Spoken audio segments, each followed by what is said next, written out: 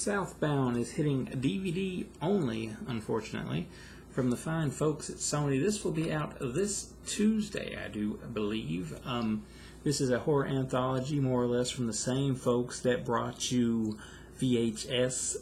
It's more VHS 2 than VHS 3, I'm happy to say. And it is pretty good, to be completely honest with you. It's a little bit different. You know, it's anthology, but it's not like some big wrap around it and stories being told or anything like that. It's like one continuous story that breaks off into different sections with usually something or someone from the previous one carrying over to start the next one. And I think that's pretty clever. It starts off with a bang. You see these guys, they got blood on them. They're in the middle of nowhere, and they're kind of on the run from something, and you kind of get the notion that something's not right here in this desert setting we have. And you look out the window, and there's got these little like reaper creature things just hanging around, and it's really spooky. It's really weird, and it grabs your attention. Of course, you kind of don't get the gist of it yet, but then that goes on, and then it kind of like morphs into another story about some girls that kind of they get broke down on the side of the road in the same area that this first story was taking place, and they get picked up for some help, and it's really by the wrong people. That kind of goes on to another story where a guy accidentally hits somebody with a car, and then he's got to try to, out in the middle of nowhere, get help from operators on his phone to save the person. Then that flows into a story of a guy trying to find his sister in the depths, darker areas of this same area. And then it kind of concludes, if memory serves me correctly, with kind of a home invasion thing. But like I said, it's one of the better done horror anthologies that I've seen in a long time. Really, with the only negatives to it being the fact that it's only on DVD for some reason, which, I mean, that's better than nothing, and it's probably streaming on Netflix or something, maybe why they didn't feel the need right now to go and put it on Blu-ray. But it was definitely got some cool visual things going on. I think it would have looked better had they put it on Blu-ray, so you could truly appreciate some of them aspects of it.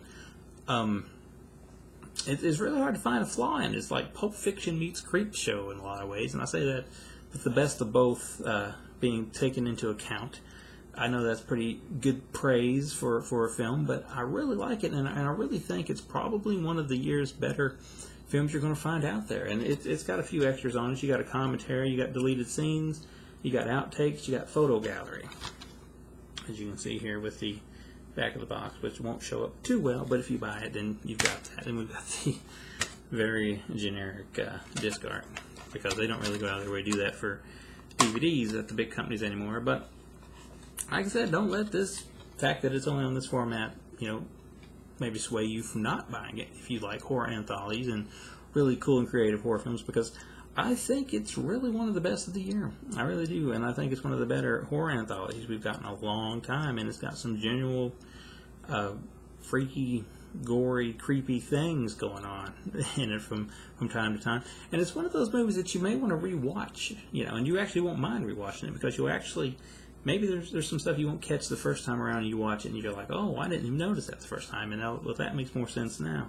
It's one of those type movies, and really good. And if you are interested in who the actual directors of this film are, there's the Radio Silence guys are back. You remember them from VHS?